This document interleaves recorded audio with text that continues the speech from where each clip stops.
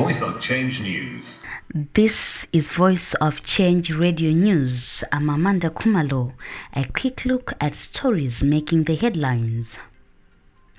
All parties are free to campaign, President Mnangagwa. In business news, Cottco pays farmers $8 million for deliveries. In regional news, Blair in climbdown on Zim sanctions. In sports news, Dembare fan found dead at Barbourfields. The news in detail. All political parties that are contesting in the 2023 harmonized elections are free to campaign as they wish, as the Second Republic engenders political freedoms, President Mnangagwa has said. The president said this to a colossal crowd of more than 124,000 people that attended ZANU-PF Star Rally at Chinorumba High School in Zaka. In his remarks, President Mnangagwa said ZANU-PF continues to surpass records in drawing masses to its rallies ahead of the August 23 harmonized elections.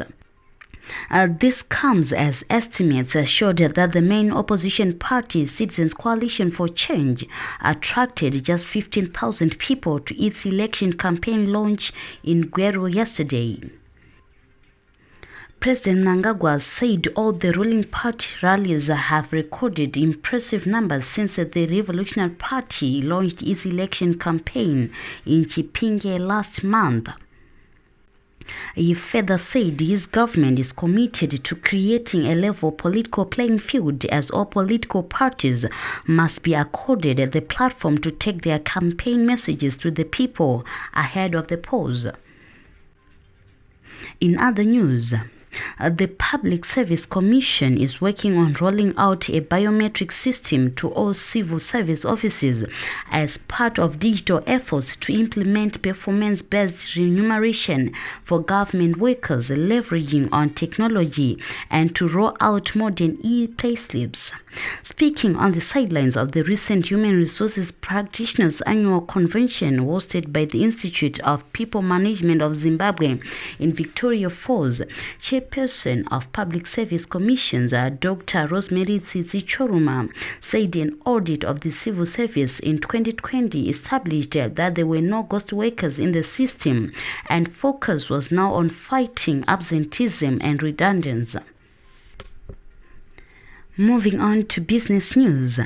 The cotton company of Zimbabwe, Cottco, has so far paid $8 million to farmers for this year's cotton deliveries, the company's acting principal officer, Munyaradzi Chikasha, said. In an interview, Mr. Chikasha said 54,000 tons of the crop had been delivered as of Thursday last week, leaving the company with $13 million in outstanding payments. A look at news beyond our borders. Former British Prime Minister Tony Blair has made a major climb down and pledged to support Zimbabwe's economic recovery by joining the anti-sanctions lobby to remove the punitive measures which he imposed together with the United States then leader President George W. Bush when he was still leader of that country, President Mnangagwa has said. The head of state and government said in his meeting with Mr. Blair during a recent visit to London for the coronation of King Charles III, Mr. Blair agreed to lobby for the removal of illegal sanctions imposed against Harare by Britain at his instigation. President Mnangagwa, who is also ZANU-PF First Secretary, said this while addressing a star rally at Chinorumba High School, Zaka district, aimed at drumming up support for the Revolutionary Party ahead of the August 23, 2023 harmonized elections. And finally, in sports news, a body believed to be of a Dynamo's fan was this morning discovered at the Mpilo and terraces at Barbourfields Stadium. The man was found by Bulawayo City Council employees. His identity is yet to be established. He is putting on a Dynamo's jersey, jean trousers, and a white jacket. That brings us to the end of this bulletin. Voice of Change News.